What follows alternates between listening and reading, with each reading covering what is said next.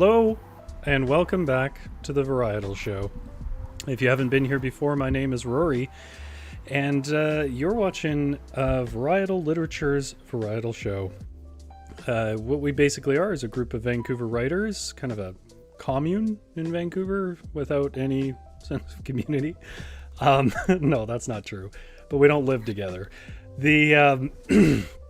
And we run a few streams a week, but this one is about LItGames and talking a bit about writing. So if you're not that big into writing, or you don't write but you like reading, I think this is the right stream for you. And what we're going to do today is a little bit of live writing, a little more towards the silly end, with maybe learning some things along the way. And right above me here is Avalon born. Avalon, how are you? I'm pretty good, thanks, Rory. I'm looking forward to the end of this week. I think it's that sort of weird time of year where it's still technically summer, but fall feels imminent. Are you a fall or summer person? I'm a summer person. Are you really? I would have nailed you for a fall person. Oh wow. This year it feels a little funny to say, but I really dislike the cold, and so I'm a big fan of warm weather. However, this summer was definitely a little warm. Still warm, yeah. Yeah, and unlike Rory, I do not have air conditioning, so that makes it a little bit more challenging. Now, is that just because you usually get cold and so you've never bought it, or is that? Yeah. That's all it is? I never have found the need for it. Like I didn't ever think it got that warm. This is crazy talk, Avalon. Are you hearing yourself? If you're ever accused of a crime, they're going to pull this video up to show you the court just how unhinged you are. Who hasn't found use for air conditioning? Well, I'm rethinking it. Based on this summer, I may change my tune. Are you south facing in your apartment there? Yeah. We're Lord. Southeast facing. Yeah. Well, that would have been a fun beginning of July. Yep. Well, beyond us, chat is going off here. So GS and Holly's house, good. I was going to say good morning because I've lost all sense of time. Good evening. I don't know why there was an accent on that, sort of that Northwestern thing, but I may keep it going. Sort of a Cary Grant. What do they call that? An Atlantic accent? What was that fake accent? Like mid-Atlantic. Mid-Atlantic, that's what it was. The newscaster sort of non-regional dialect, yeah. That's right, the newscaster and they did it because it was non-regional. Oh yeah. Oh, nobody knows what we're talking about here. Hi GS, hi Holly's house, and that's the real Avalon born, is it not?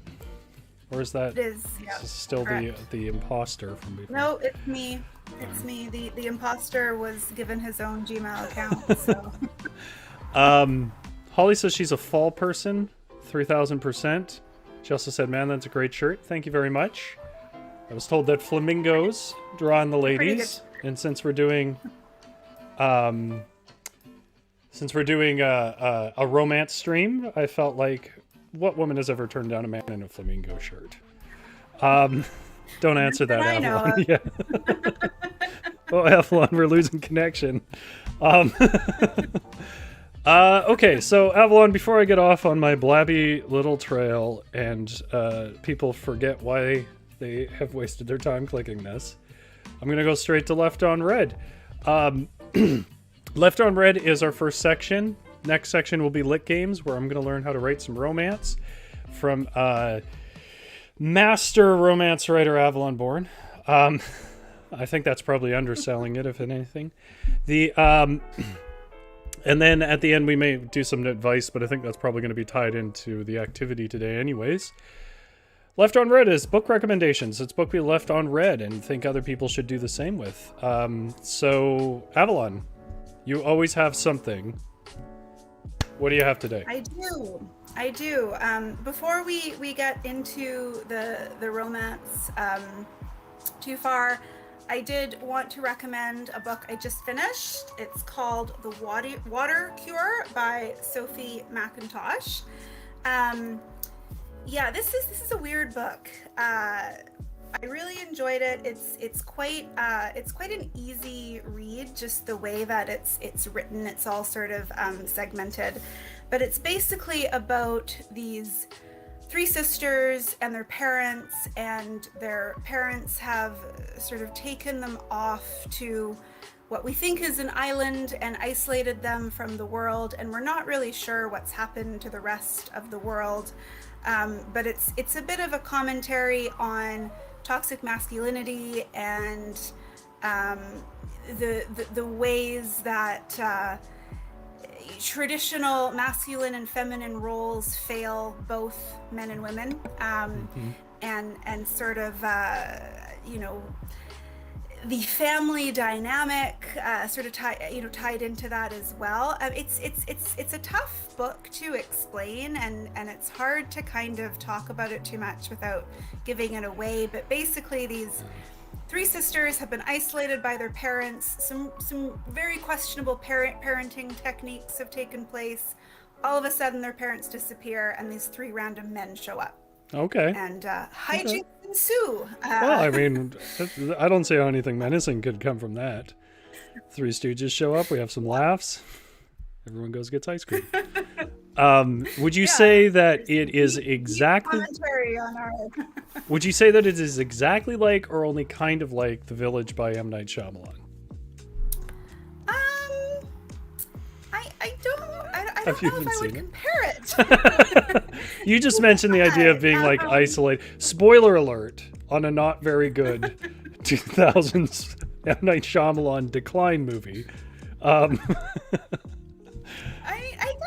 I guess there are some similarities. I think it's more so it more so plays with this idea of women needing protection, right? From the world and from other men, and that's not really true. As I think I don't depend on myself, so how could anybody else? We can all attest to that. Quite often, it's the men doing the so-called protecting who are actually the ones that are causing the most harm. So, it is. It's quite an interesting read. It's a sort of book that kind of stays with you. So I do recommend it.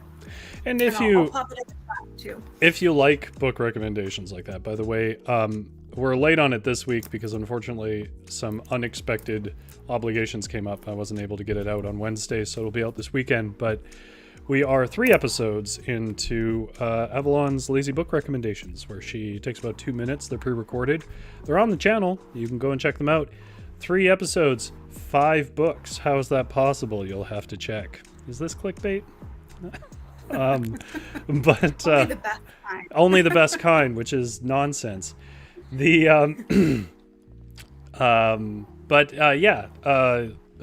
can definitely get more recommendations out of that.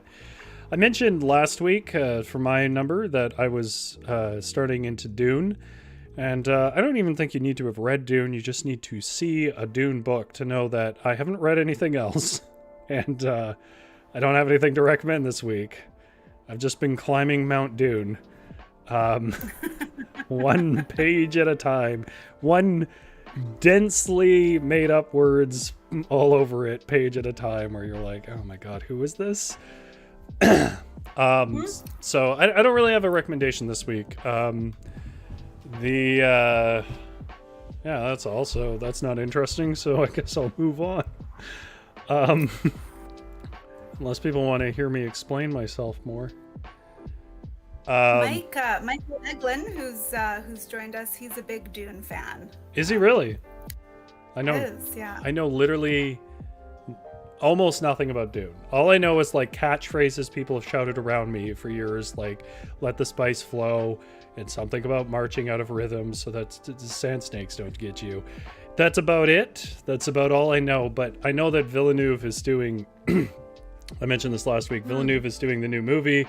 I have loved basically every movie that man has made, which was the Blade Runner sequel and the Arrival, which was fantastic.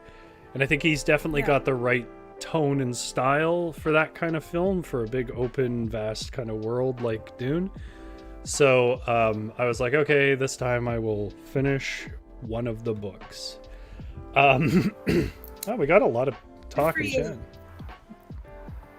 Oh, Just Fleece It Out says Rory, the king of writing clickbait. Did you catch that last week, Avalon? I don't know if you saw any of that. No, I wasn't able to, unfortunately. Here, let me just as like a teaser for that, because I still have it here. I'll just read you the first paragraph that me and chat wrote. The clickbait, what we were doing was clickbaiting New York Times bestsellers books descriptions to try and like a clickbait article. The clickbait title we came up with was Iraqi War Vet Murders for Money. And then I'll just read you the first paragraph. That's all. There's like 8 paragraphs. Stephen King's new novel is shocking readers, literally. Stephen King is best known for writing a very different genre than his new book and influencing such famous writers as R.L. Stine.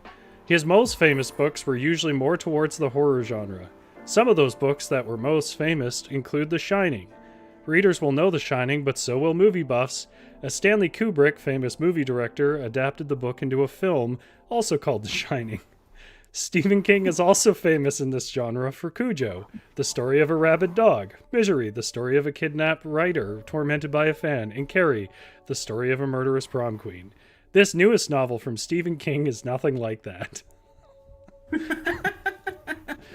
And it goes on. I won't do that again, because you guys can go and watch last week's if you want to know the rest of the clickbait article we made out of it. It got way too long. And we basically learned that clickbait was just about over-explaining everything. Yes. All right, so LItGames. What are we doing tonight, Avalon? Today, we are going to talk about one of my favorite genres, the romance novel.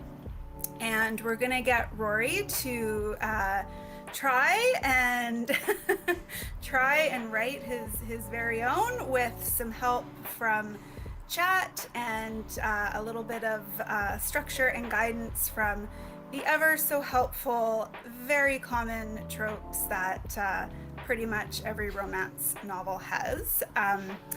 And to start, I do want to give a little bit of a caveat, because I think, you know, the romance genre has really evolved over the years, and now it is probably one of the most inclusive and diverse publishing areas. It is, you know, a woman-dominated genre. But, you know, if you look at all of the different sub-genres and sub-genres, it has absolutely something for everyone, of all creeds and backgrounds and ethnicities and everything. And I think that's fantastic. For the sake of this exercise, after I've said all of that, doing classic heteronormative nonsense. It is, yeah. We're really gonna get into the extreme nonsense side of it, which, yes, is very heteronormative and is very white. Very white. I mean, very what else are white. We gonna make? Pasty. So and I think that's, you know, that was sort of my thought to do that was just because, you know, I think that's really where we can poke fun at a lot of these tropes. So before we get into it, I just wanted to give a little bit of a background on romance novels. You know, the modern romance novel had its start in the romantic fiction of the late 1700s and 1800s. It has its roots in the Gothic romance, which probably goes a long way to explaining why I'll enjoy it so much. It also has a lot of roots in female written fiction of that time. So Jane Austen, the Bronte sisters, George Eliot. It was really, you know, the first time probably in history, or at least in a very long time, that fiction and was being written by women, for women, about women. And the romance novel really tapped into that. It was characterized primarily by being melodramatic, it's where the sort of the Gothic tropes play in a little bit, but it was just this over-the-top love story. It's out of the shot, but I have my fainting couch here. Yeah, absolutely. There's a lot of swooning and heaving bosoms and all of that. I got a bit of a the heaving term, bosom. bodice ripper is referred to romance novels because, the consent was this sort of ambiguous concept, and yeah, it was just all this passion and emotion was sort of swirling around the characters. Yeah, so I think it's it's an interesting background for sure, because it was really the first time that you had just a very female forward and female centered type of writing. And I'm going to come here and I'm going to ruin it. Is that correct? Or, well, try it. But the funny thing is, I mentioned that, romance is probably the most dominant segment of modern publishing today. Yes, I do know that. Yeah. You want to make some money writing, write romance novels. Your fans are going to be incredibly loyal. They're going to buy everything you write. And once you kind of get the formula, it's really not that difficult to turn them out. I mean, this reminds me of a conversation we had when we were in our private writing group together. And I don't remember who originally proposed it. It might have been me, because it sounds like a me idea. But I said that all of us should collectively adopt a pseudonym and write a periodical crappy romance story and just use that as funding while we wrote serious books. Everyone agreed. It hasn't happened. If you are a male writer, you probably do want to use a female pseudonym, because it is such a female-dominated genre. But it is crazy just how much of a money maker writing romance can be. And so, I think there is something to be said for its enduring popularity, for just the scope of the different types of subgenres that you can get into, from everything from futuristic to vampires to any possible historic time period, to anywhere in the world. It is so broad, and there's a really fantastic website that I'm gonna forget the name of, and I told myself to look it up. That's okay. Organization is not what our people come here for. So I will ask chat, is there anybody in chat who actually likes romance? I realize that's a pretty broad category, but in books specifically, because I know it's not unusual for most people to have some romantic movie they like, but books are a bit more of a commitment and a bit of a different feel. Is there anybody there that really gets suckered in to a good romance book? And if so, maybe give me some insight as to why, if you want. So I have posted the website. It's Smart Bitches Trashy Books. And it's a really great website. If you're wanting to maybe dip your toe into the genre, they do reviews. They have a podcast. They also tackle a lot of the more problematic aspects of romance as a genre. As I said, I think it is getting more to be more inclusive, and definitely more of a focus on consent, and moving away from these sort of toxic masculine tropes, and the damsel in distress kind of tropes. But I think there's a lot to unpick. So there's some, I think, interesting conversations that can happen about the sort of enduring power of books that just are so problematic. But Classics is what they usually call them. So I'm calling this section then romance writing done by an idiot. The idiot is me, not Avalon. And Holly's house says, I've read historical romance. They can be pretty hilarious. There's only so many ways you can describe, and it gets pretty silly. That is called, there's a term for that. It's called purple prose. Purple prose. Purple prose. Yeah, so in a true romance book, and I'm not talking about erotica, okay? This is a classy stream here. In true romance genre. You can't just lie to our viewers. What have we done that's classy? Did you watch any of what Spencer, me, and Felix did with romance last time? No, I couldn't. It would have. It involved my need to jump on, and it involved a world-ending event.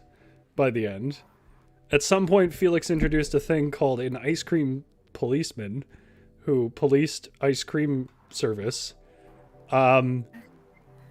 And we had 8 characters we were trying to weave into a love triangle. I think it was like 5 or 8. This is not the place for class. I'm sorry to have misled you. Well, did you dig up the website? Pardon? Did you find your website? Yeah, Oh, okay. I posted it up there. It's Smart Bitches Trashy Books. Check it out. Michael Eglin says he likes Stuart Redman and Franny's romance in The Talking Stand. about The Stand by Stephen King. Oh God! Not a romance. Stephen novel. King, really known for his purple prose. But the thing about purple prose is that in romance, you can never refer to the actual names of genitalia. Like, not slang, not scientific names, nothing. It all has to be this sort of really Bulging over in the heat? top, flowery, descriptive metaphor. Like would bulging be too much? If you were like, I think bulging's okay. okay, so bulging, you feel like heat. Yeah, a lot of heat. A lot of heat. Everyone's sweating. It's a sauna. No explanation why. Yeah, like it's just all very, very over the top. We have purple prose, which just makes me think of Purple Rain, which does not make me think of non-suggestive things. Because if the kids don't know, that was Prince, and Prince was a fan of intercourse.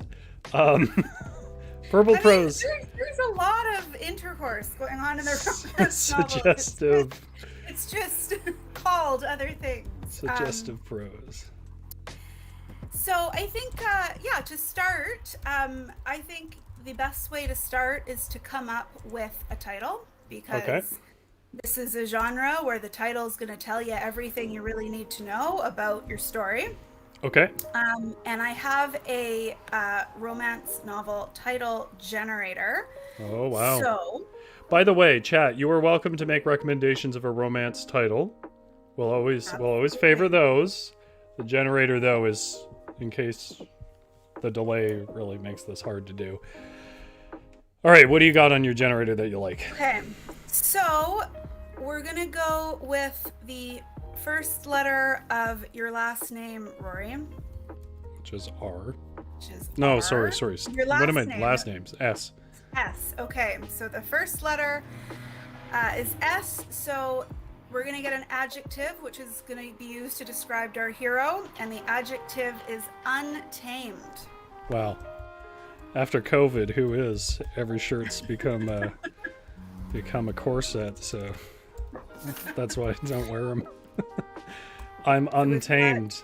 Untamed? You hear that? I'm not lazy. I'm untamed. I'm a wild lion. Well, we're going to find out what exactly you are here with the second letter. So the second letter of your last name is... T. E.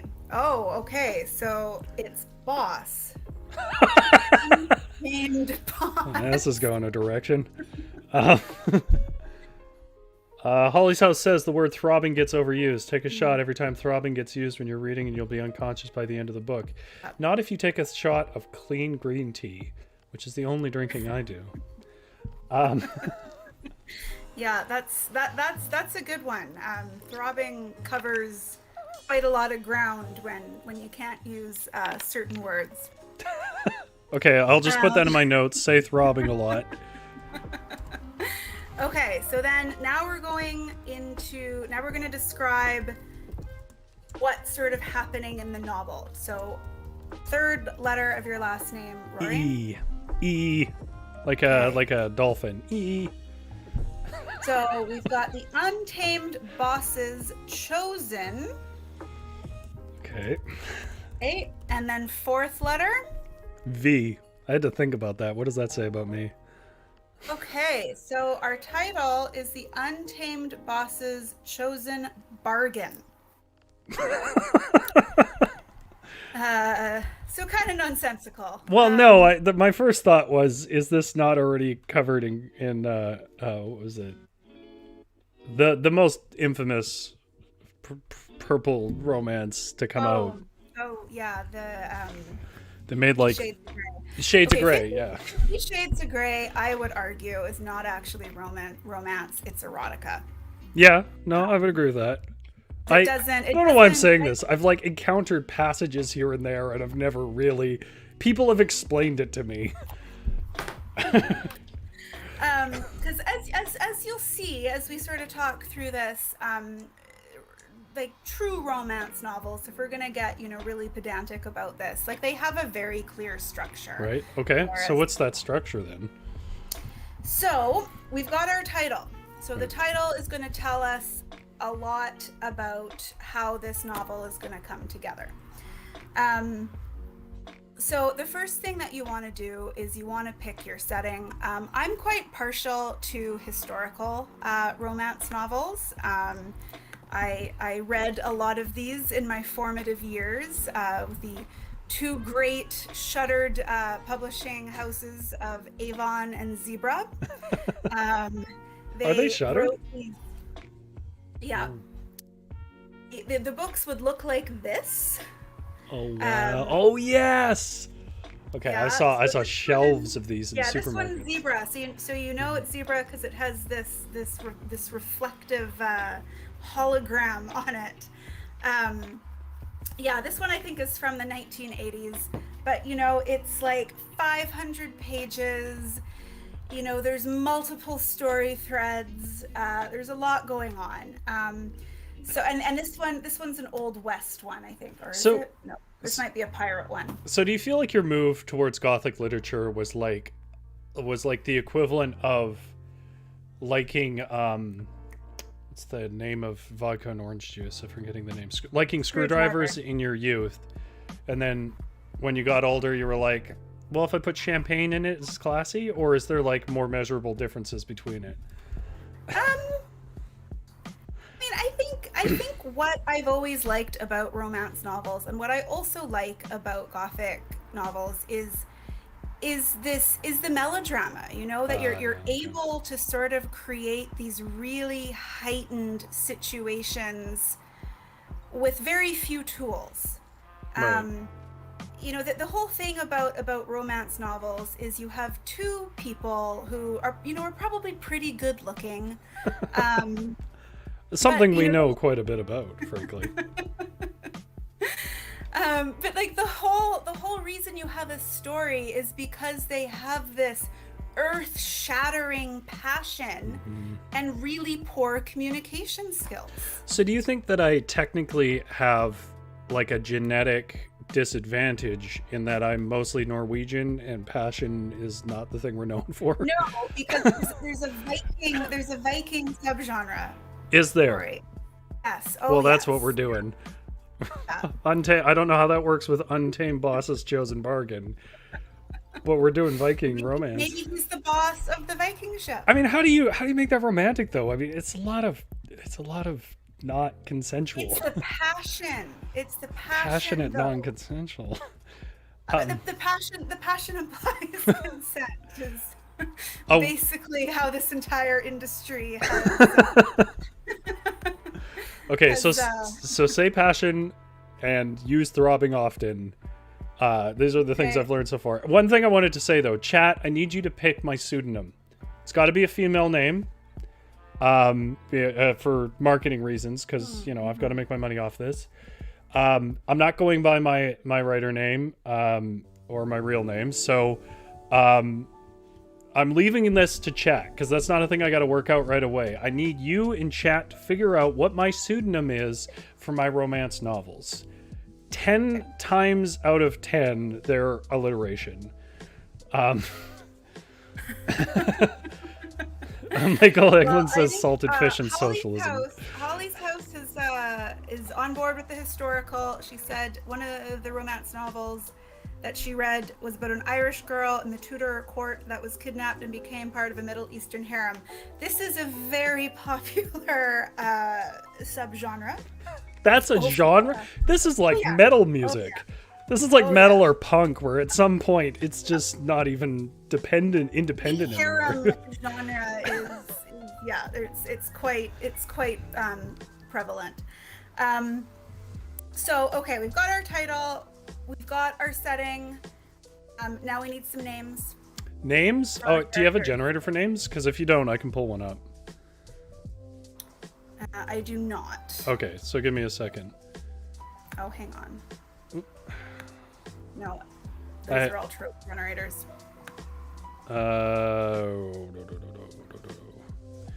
This is compelling, by the way, and I'm sure everyone is very happy they've tuned in to watch people search Google. Oh, Mike's got some I don't know if this is meant to be your pseudonym or one of the characters' names. I think it's pseudonym. I think they're about a minute behind. Rorina Ramon. I also want to hear your insights on this as well, Avalon.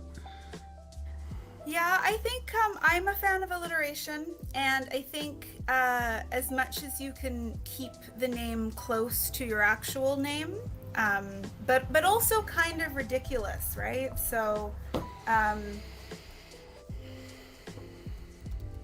fairly classic name is kind of good too, but I think like something that's memorable. But I think that in terms of our characters' names, we can just steal the names from Siegel. This is not entertaining. Romance. Just give me some names here. The names are Freya. Freya, well, I mean the goddess, yeah. Okay. And Alaric. Alaric. With two L's? A-L-A-R-I-C. L-I-C or R-I-C? R-I-C. Alaric. And that's the woman and the man. Is that correct? Yes. Okay. Yes. I mean, Freya, I would assume, is the woman.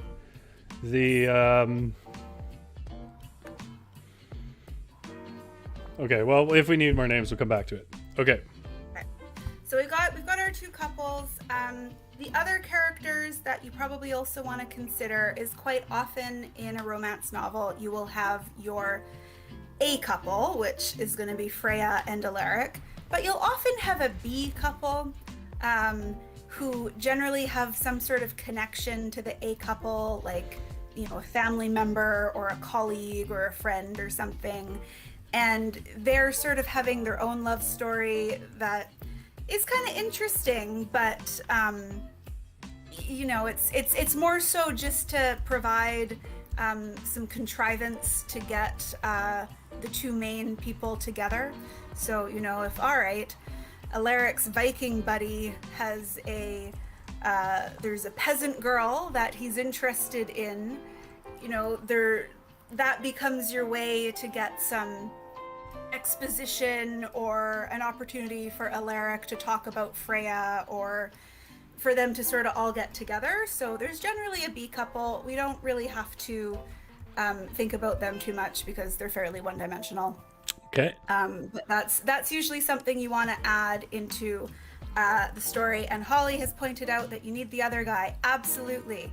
You need the villains. Okay. So in terms of villains, there's always a dude, and generally he has some sort of vendetta against your hero. Okay. Maybe he's a rival Viking captain or warrior. Maybe, there is some blood feud between their families. There is some sort of slight that happened, and there's this tension between these two men. They're generally both alphas. Okay. And so you always have Does have he him. does he have an appealing name, or is it like obvious from the start that he's not going to be the guy just by his name? That's a good question. I think it depends. I think you could, like, if you're doing a historical novel, you could probably use a lesser known historic villain name, just to really drive home the point. So I don't remember exactly how to spell it, but Tiasen was the giant in Jotunheim. Okay. And then sometimes you'll also have a female villain. Sometimes she's working together with the male villain. Sometimes she's not.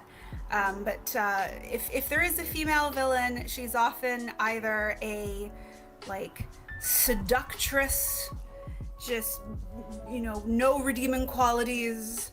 Maybe she's the spurned lover of the hero. Or she's like a good time girl who's fallen down on her luck. Okay. But yeah, there's, and I've always found the female villain a little problematic, just because it leans heavily into the horror side of the Madonna horror trope. So I don't think we need one for this story. Okay. But that is something that you will often see. Okay, so obviously I can't write a full story. I don't think anybody's on board for watching me for the next 4 hours write a story that I don't know how to write. No, we're gonna do it. We're gonna do a postcard story. We're gonna do it in sentences. So your story is gonna be about a paragraph. Okay, so Michael Eglin says Alaric was a Gothic king. No, I have no idea. I don't know Gothic very well. Do you? Mike's probably looking for an in to put forward some interesting history facts. Is that his strong suit? Yep. Okay, I only know very specific pockets of history, and it's usually just stuff that helped with stories. You can tell us about the Gothic king. It may give us ideas. Yep. And is there anybody else I missed? Michael also said you've read it, Rory. You take down the 50 Shades poster before you started this properly. No, I keep it on the ceiling because that's where it's most useful. Stare at it before Yeah, you go to bed. that's right. Yeah. The soft eyes of what is probably an abusive relationship. But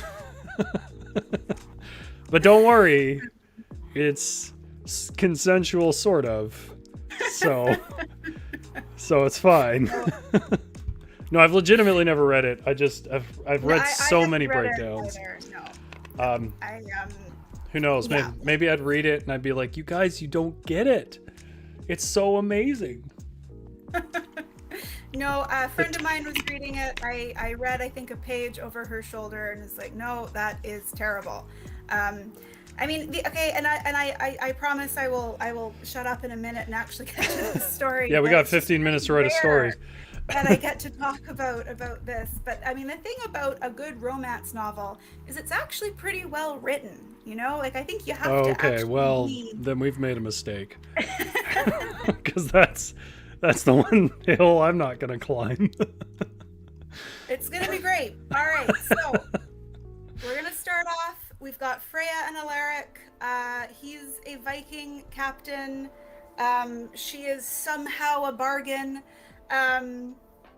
So first sentence, starting off, need to have Freya and Alaric have their first encounter with so much chemistry that lightning is just shooting out of the sky, basically, because of the passion.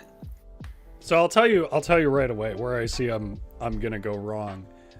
As you said that, several ideas came into my head, and none of them had to do with their relationship. The first idea that came into my head was maybe we should establish him as a heroic character and something admirable. And I was like, no, that's how like epics start, not romances. And then the second thought I had was, well, maybe we could do some world building by having him save her from the world snake. And then I was like, no, Rory, I don't think anybody's picking up romance to learn about mythology. So already... The names are your world building, and the cover of the book is your world building. But you said like typically it's sort of a damsel in distress because we're doing classic toxic form. Exactly. So I think, in this case, to establish that, all right, we're in Viking times, Alaric's a Viking warrior, Freya is some beautiful damsel in distress, and they're really into each other.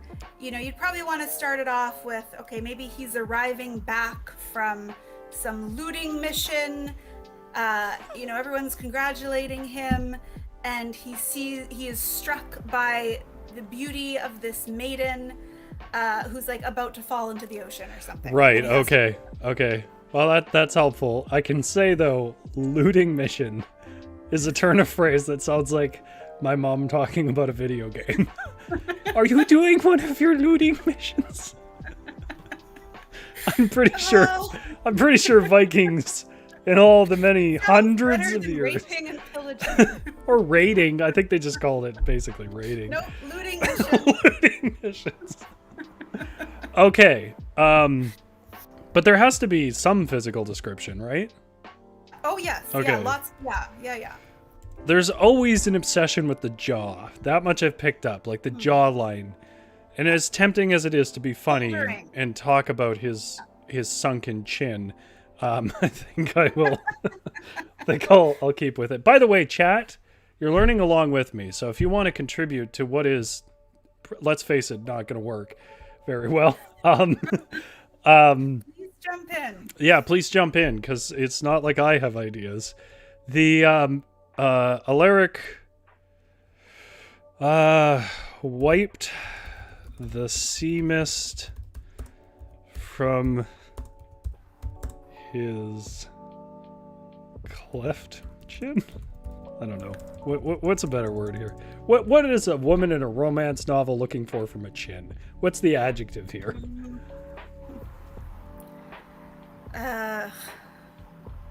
I just want to say strong, but that's strong. Probably not. There we go. No. We'll stick with that. Most of this will be about his chin. I think you want to work in like his smoldering gaze too. Okay. Is there room in the romance genre for kind of a crowded, adjective-rich prose, or is it okay? Well, then this will be easy because that's the hard part is finding verbs that replace adjectives. Oh, use all the adjectives that you want. Yes, Mike. Freya having a corset made of bees is too silly. Mike, we'll put it on the maybe pile. We'll see how this goes. Chiseled jaw. Oh, yes. Chiseled. That is a good one. Yes. Why are we on the stream? Everyone in chat always has better ideas than us. From his chiseled chin would be weird, but chiseled jaw. Powerful jaw. And he squinted into the high, foggy. Well, yeah, sure. What the hell? Let's not be too creative here, Rory. High, foggy cliffs, where he saw. You don't want to overthink it. Good. Really, I really excel at not thinking. That's really why I'm a writer. Okay. So I think once Rory, I'll let you put together our meet cute, so to speak. Okay. And then talk a little bit about the next stage. So in a romance novel, you have, this pivotal moment when our couple first meets, and, they lock eyes, and it's cinematic, and it's very obvious. Yes, definitely lots of glistening going on. Thank you, GS. Yeah, it's like you know immediately that these two have a deep passion. So why is there even a story? Why can't they just get together? And it's because of the contrivance.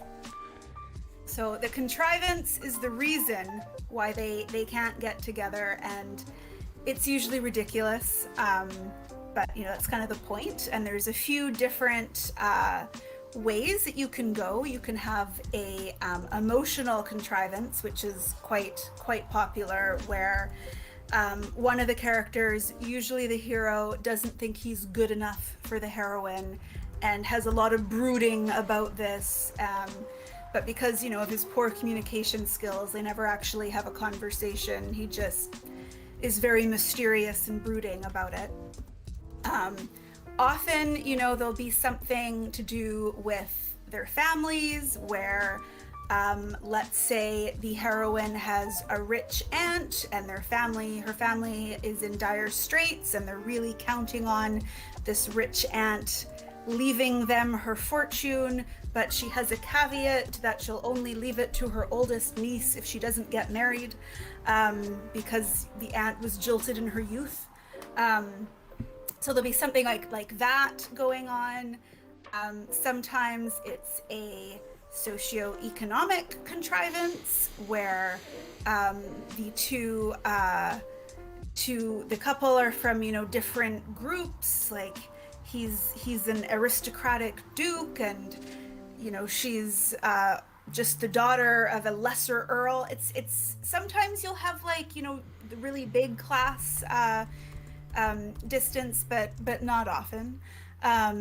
Holly says sometimes they've hated each other since they were young. Yes, yeah. And then usually if that's the case, there will have been a time period where they've both grown up to get really hot. And then when they meet again, they don't know who they are right away. That's another good one.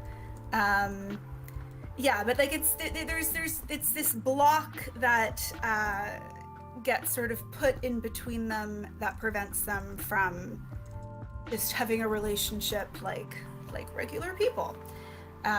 So that will be the next section that we get into. Oh, there was another one I wanted to mention. Sometimes one of them or both of them will have promised to, marry somebody who's entirely unsuitable. Sometimes it's the villain, which always, adds a little bit of flair to the story. And Michael says pulsate. That's a good romance word. Sure, yeah, that'll work. So, I haven't made as far as I want, but I will read what I have so far. Alaric wiped the sea mist from his chiseled jaw, and he squinted into the high, foggy cliffs where he saw a lace-robed figure shrieking and dangling from an outcropped branch. Returning from a raid, the boat was heavy with gold, so he dove in and swam to the shore at twice the speed of the boat.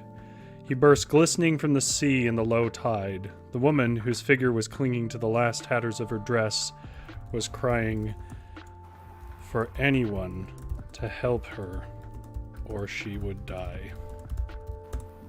Seeing no other way up, Alaric shed the excess weight of his shirt and began to climb. I'm already hooked. And with each hoist up the craggy edge, his arms bulged greater yet.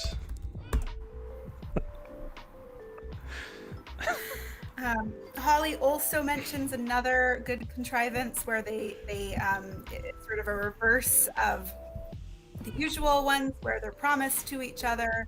And so sometimes that's like the forced marriage or the marriage of convenience, where they're promised to each other and they really don't get along, but because of their proximity, love starts to bloom.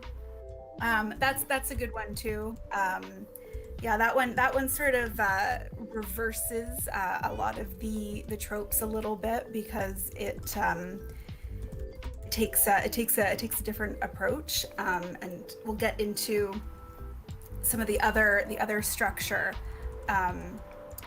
and talk a little bit about that too. But yeah, those are all great ideas, and I think sea mist is an excellent word. I think it makes our intentions clear from the start.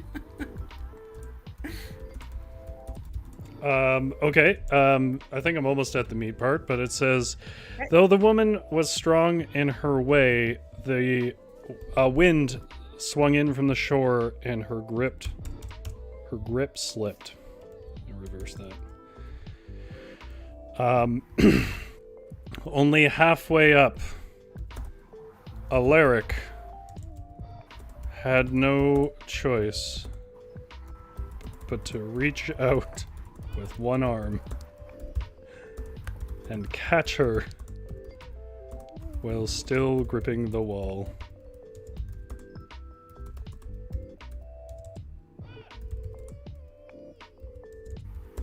The strain of it reddened and further chiseled out his chest, I guess. Excellent. Okay. You're a natural, Rory. I don't know why.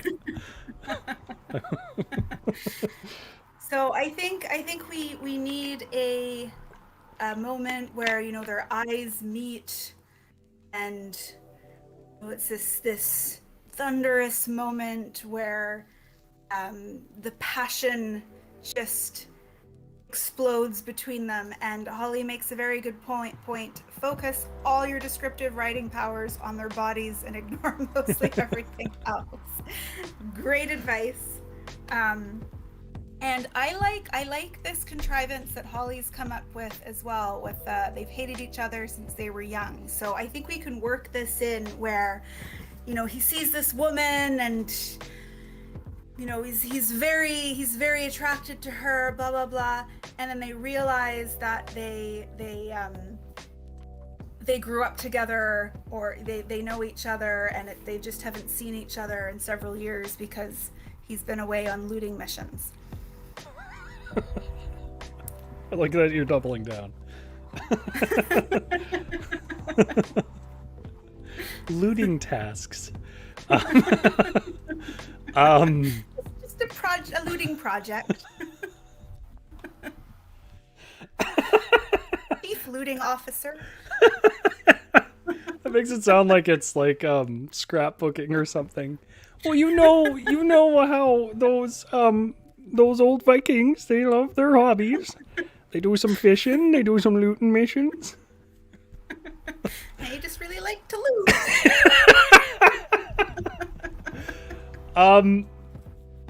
Okay, so we want him to recognize her. Well, I think first they need to have the moment where their eyes lock, and they're both just blown away by how attractive they find each other. Okay.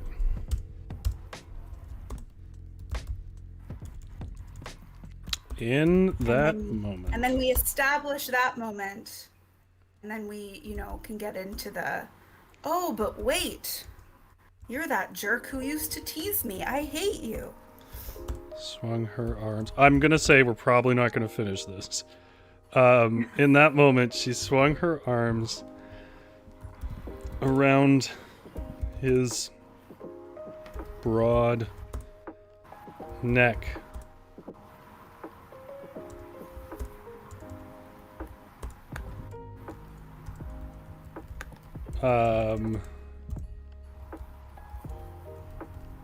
Your lighter than I doth figures.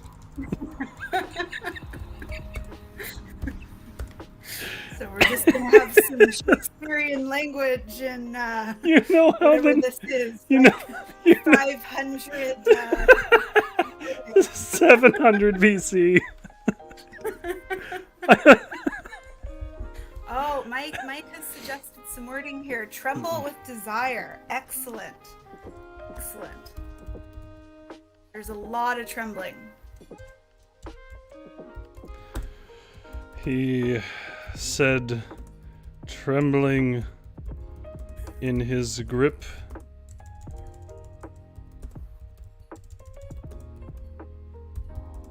on the rock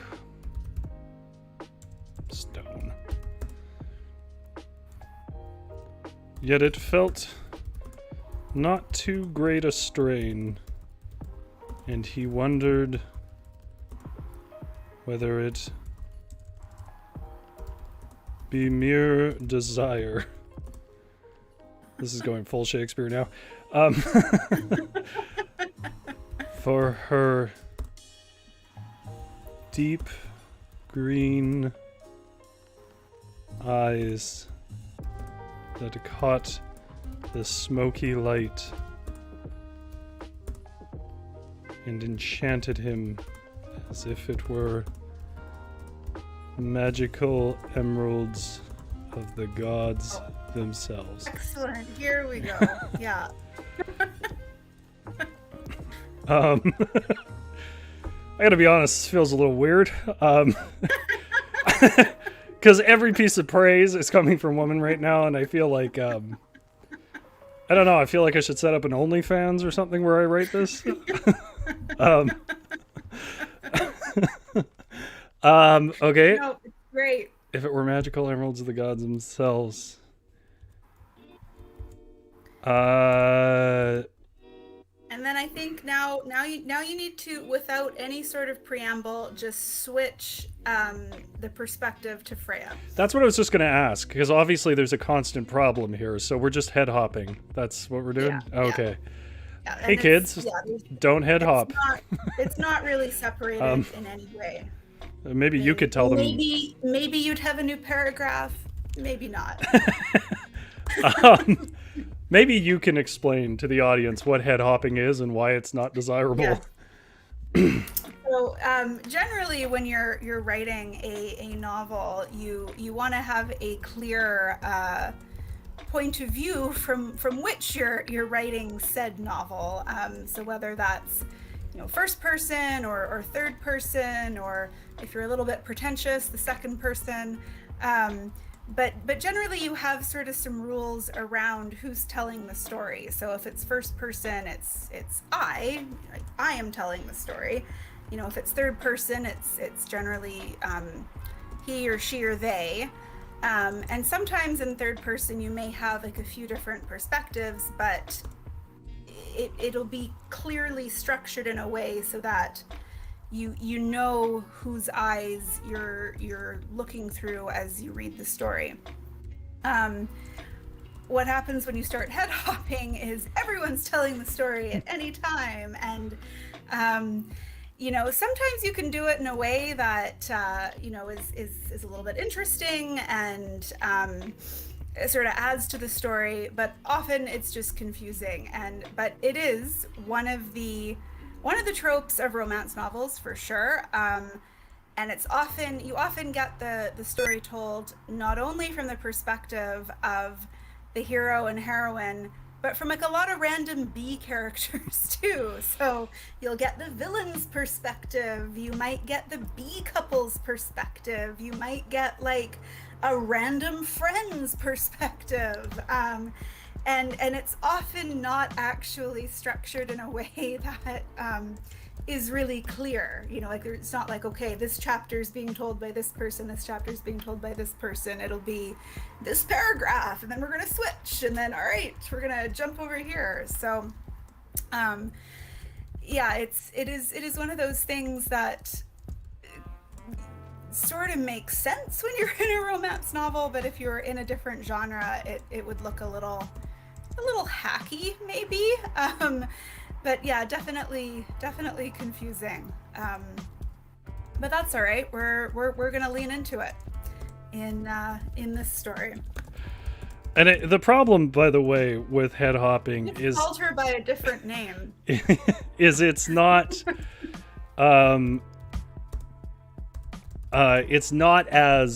it's not how a person exists in the world. You only see through one perspective. So if you are put in a world through 5 different perspectives at random times, it's so foreign experience that no human can actually make sense of it without clear indications.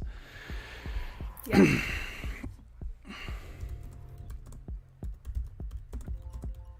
So almost done. Okay, so we've got the first encounter, and I know I'm sort of looking at the time, probably gotten a little bit carried away talking about this topic. Just getting carried away is what this channel's about. It's so dear to my heart. What do we want to be? Popular? No. I think I'll do sort of a bit of a rundown of some of the structure, and we'll see sort of where we get with the story, and maybe we will continue it at a later time, or maybe do a different story. I think the whole thing about a romance novel structure is you can really boil it down to its essentials and sort of write what I call these little postcard stories that are basically just a paragraph or two that contain the entire structure of a romance novel, because it is so defined.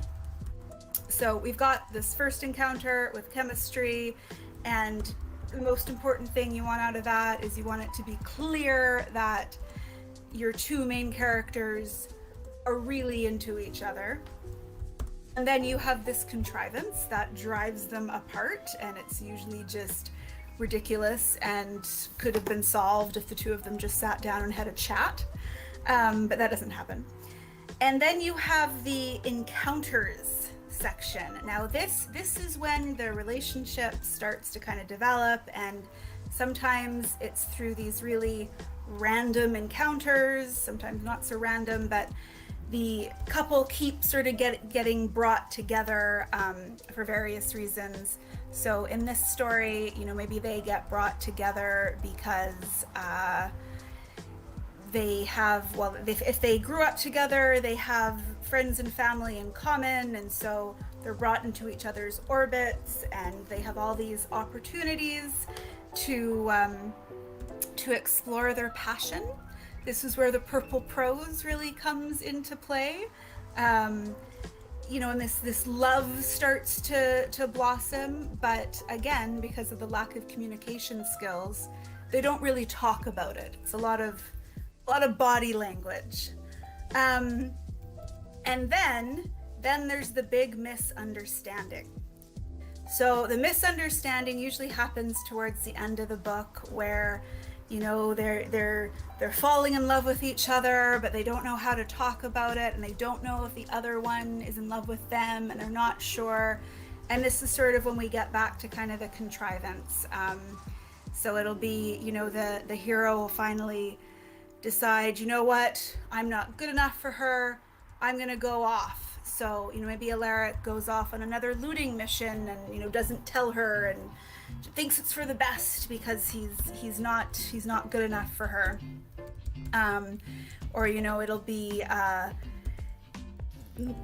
the childhood betrothal comes back, and so the woman has to go marry this random dude because she promised her dead uncle that she would. And so there's this sort of misunderstanding, and the contrivance comes to actually block them from being together. Often this is where the villain will make his play, and his play is usually stealing the woman and kidnapping her, or otherwise interfering in the relationship. And so the hero has to save her and win her back with a great dramatic gesture that usually involves a great display of masculinity and a fight and a profession of love, and then it all ties up with a happy ending. Okay. And GS is making some comments here about the classic misunderstanding, which is just basically miscommunication. And the noble exit, yes, the noble exit that nobody asked for, doesn't need to happen and could have been avoided if they just, stop boning for 5 minutes and had a conversation. So like the okay, well, I'll read you what I have. You tell me if I've brought things in too early. So Helena, for her part, was flushed with adrenaline, but her worries left with the wind when she saw the elegant but clean lines of her savior's pecs and how they wound his body and slipped away into his fox fur waistcloth. His arm was firmer than the oak branch and felt twice as safe.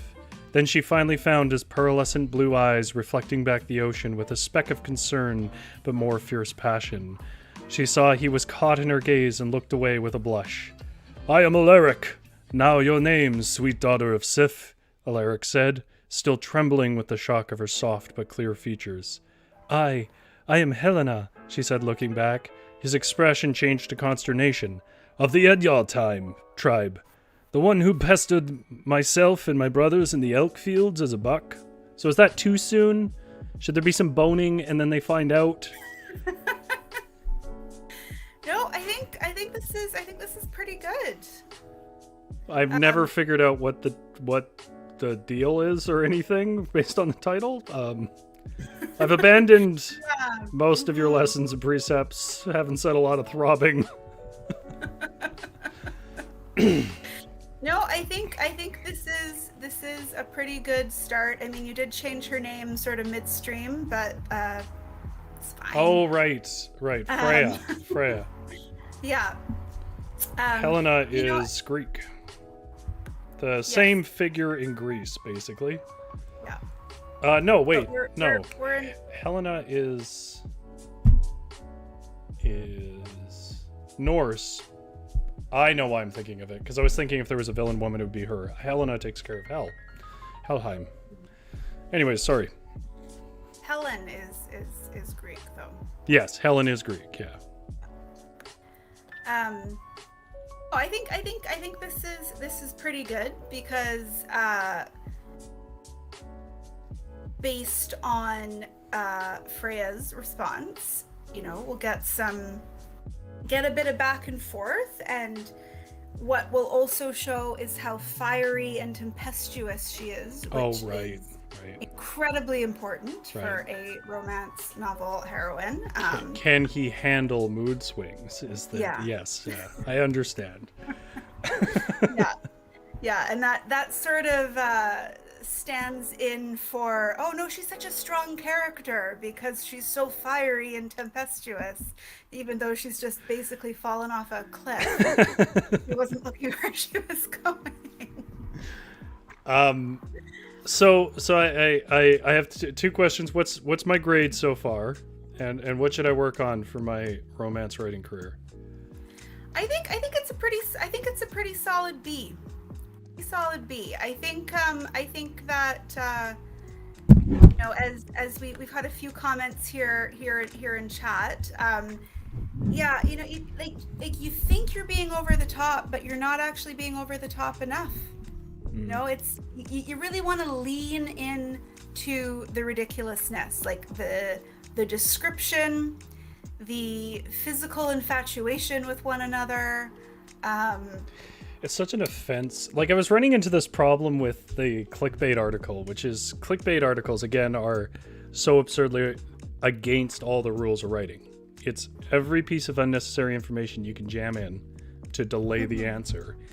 And I was explaining last week, I was saying, like, it's so hard because you go through, when you're a writer, so many people smacking you in the face with, like, this isn't necessary, cut this out, and then to be put in a setting where they're like, put more stuff in, it's like a cowering child in the corner, like, they'll hit me again. It's the complete opposite that I think you are taught in terms of literary writing, and I find that interesting, right? Because I think romance is very obviously one of those genres that is dismissed from the literary sort of canon, and yeah, I mean there's a lot that is quite ridiculous about it, but these books amass quite a loyal following, and you have to actually be able to kind of balance out these tropes and this structure and like these ridiculous elements with actually telling a compelling story, because no one's going to invest their time in a romance novel that's not actually told well, like I don't know. I was under the impression they were the same book with like set dressing changes, so I have no idea. But I will take your word for it. So my question to you, which I've asked you before, but now I'm asking on stream, is are you going to do like an entry of a romance story that I can put up on the website? Yeah, you can do it under a pseudonym. I would love to do that. I mean, I think it would be harder than it would seem. Like I have sort of done a little bit of romance writing. It's just I find that I prefer more so going into like the gothic route. For sure. Because as you say, like these aren't necessarily easy to write, and you do sometimes feel like you're breaking all of these unsaid and also said very rules said about how you should approach writing, but I think they can be a lot of fun, just because they are so ridiculous. Mm-hmm. And I feel that our title that we got for our novel is not well served here. Wasn't the best, right? And because this generator has some really great ones. So my title with my last name would have been The Dangerous Count's Inconvenient Mistress. The Dangerous Count's Inconvenient Mistress. So if we said to you, can you do a postcard story of the Dangerous Count's Inconvenient, and then I can put it up somewhere for people to read, would people read that, first of all? And second of all, I mean, clearly not that hard, because I did some A+, your words, not mine, A+ writing, romance writing, in like 30 minutes here, No, I would love to do that. And I think, something that I would like to explore too on the stream, I mean, assuming people are interested, is, I think this is something that if somebody wants a postcard story written for them, that's a good point. I would be happy to do that. If you guys want that, though, she does need your last name. Yeah, you do have to give me your last name. Or if you have a long first name, it might work. Yeah. Just some letters that I can plug into this generator. Yeah, that's right. If anybody wants that, like your window for making the request of having a romance story based around your name and perhaps involving you, now is the time to say it. You put your name in. Avalon is more prepared than me in general, so I'm sure she has pen and paper to make notes. Absolutely, I do. We'll do that. Yeah, for sure. And I did the other night, Mike and I were out for dinner, and I'd had a couple glasses of wine, and so I did our relationship as a postcard story. And you haven't spoken since, or where's that at? We're in separate rooms right now. As a general rule, like you have to coordinate so you never cross paths. How bad is it? But it's pretty easy to do, right? Like, especially if you're doing it with the historical romance, where I'm like, okay, Mike's from Montenegro. He was a spice trader on the Spice Road, and I was the ward of my uncle who worked in a monastery, and I worked in the library. Our paths crossed, and then like boom, there you go, right? Like you can just sort of pull your own kind of history and your own interests into whatever the story is, and then you have sort of this little structure, and they're sort of fun to put together. So GS says Elizabeth. Okay, excellent. Okay. I'm sorry I didn't give you a culmination of the bulging sex scenes that wouldn't actually be sex. But I do feel like I've learned something. I've learned that I'm probably working too hard on my book. And probably could have done something a lot less. Michael, there's a lot of things I can picture. You as a Montenegro spice salesman doesn't make the list. Oh, you gotta use your imagination, Rory. To be honest, I'm purposely trying not to. So Elizabeth's story title would be The Wicked Tycoon's Virginal Wedding. And I'm already thinking, like, all right, how is that gonna work? Okay. All right. Can I make a submission for you? It's a short name, so I don't know if it'll work. Mm-hmm. Todd with 2 Ds. It's a last name. That'll work. Okay.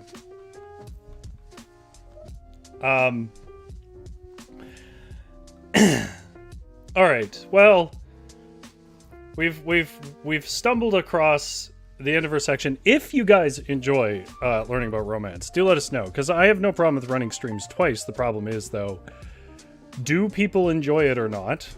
If you want to see me get more lessons on romance and continue Alaric and Freya's story, we can do that. I genuinely just like writing, so but otherwise we may circle back to it. And then that brings us around to Unqualified Advice. Do you have any advice? I think my advice sort of ties into, what we've been talking about tonight, exploring this unsung genre, and I think sometimes underappreciated genre.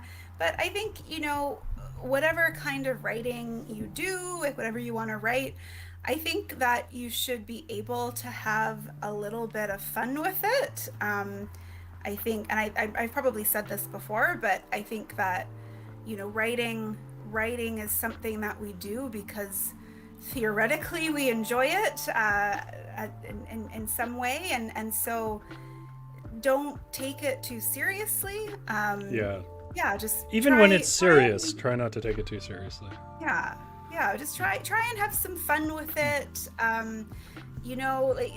Explore different styles or tropes or genres or whatever, just to kind of play around with things. It's something that I do with my own writing, and I think it helps give you some perspective especially when you're stuck or you're not sort of sure where your story is going to go. I think you switch genres or you switch your style, and then you just try something else, and that you may not continue on down that path, but it gives you fresh perspective and a different way of looking at things, and that's always helpful. And I think what I would add on that is, like, I know especially with sort of the YouTube literary criticism scene and just pop culture, like there's just a whole scene of it now, and I know that a lot of young writers watch that stuff, and I watch it too, but there is this element of like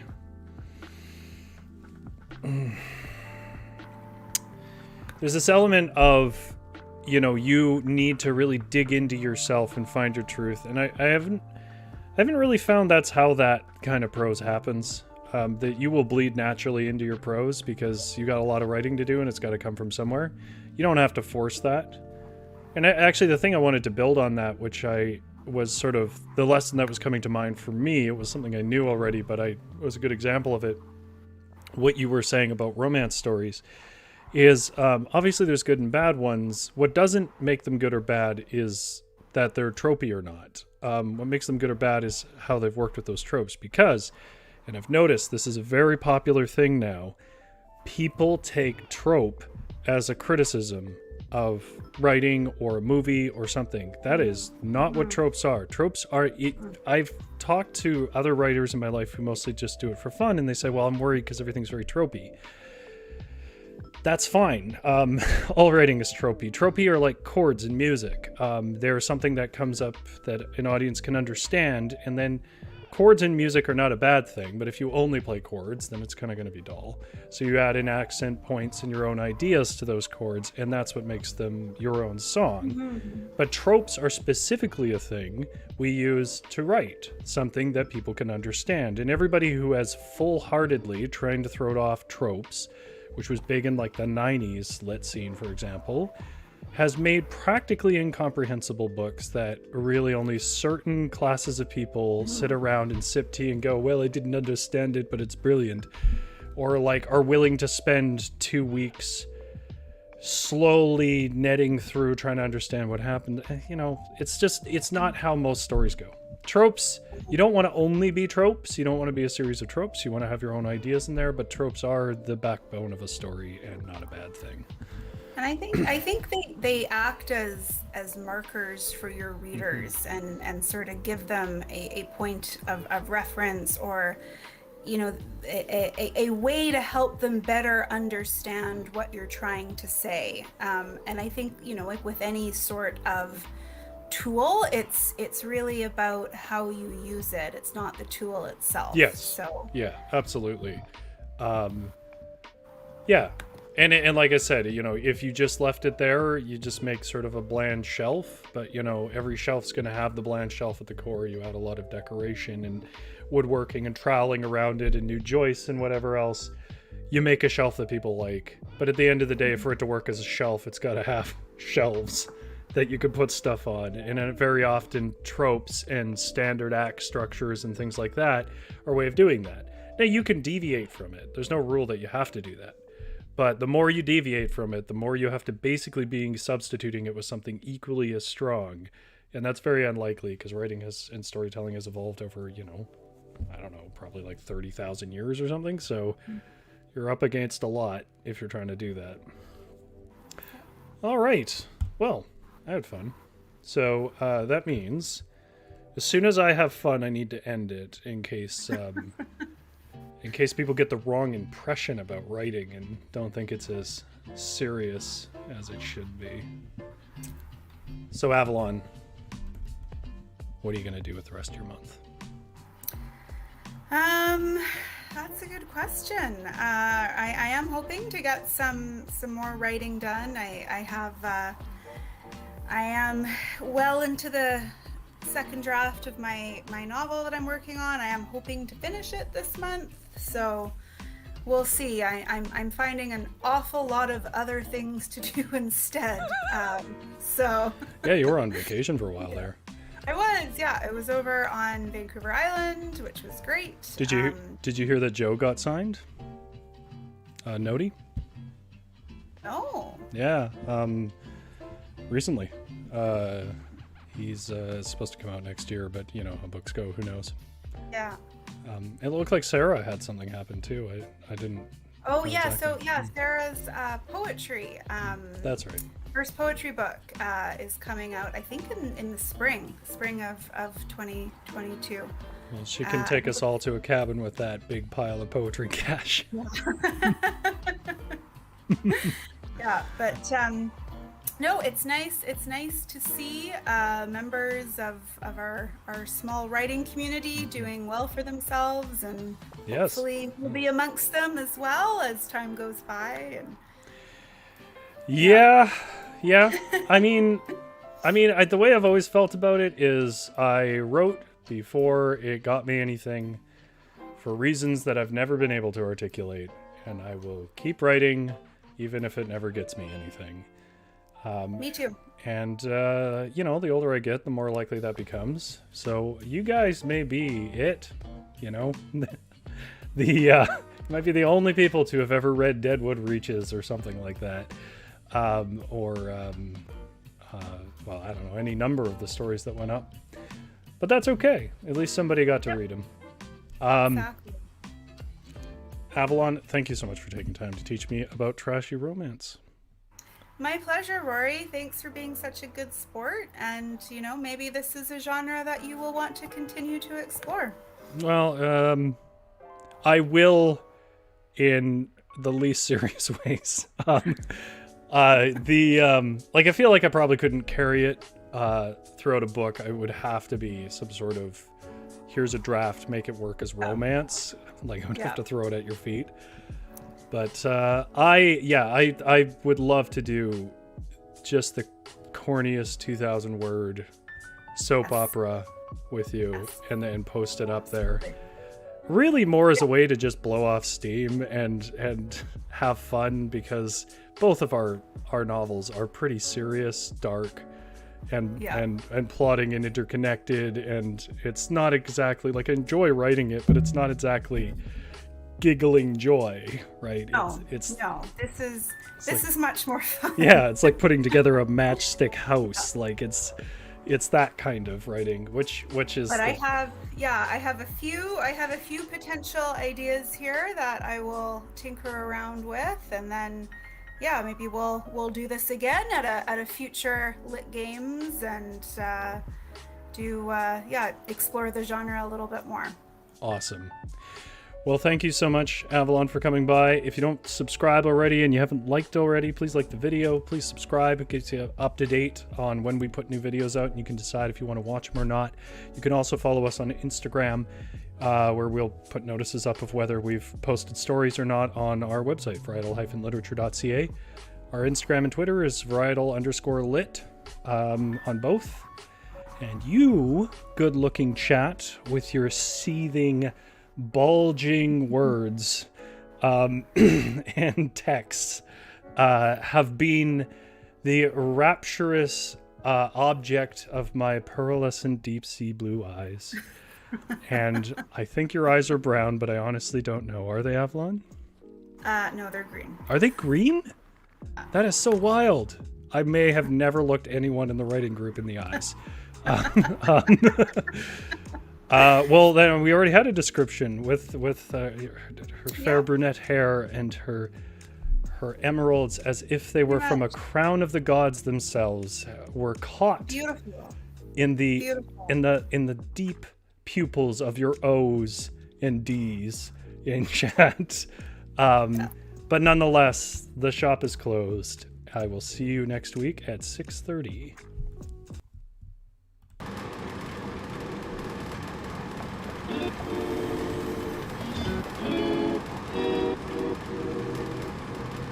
Thank you.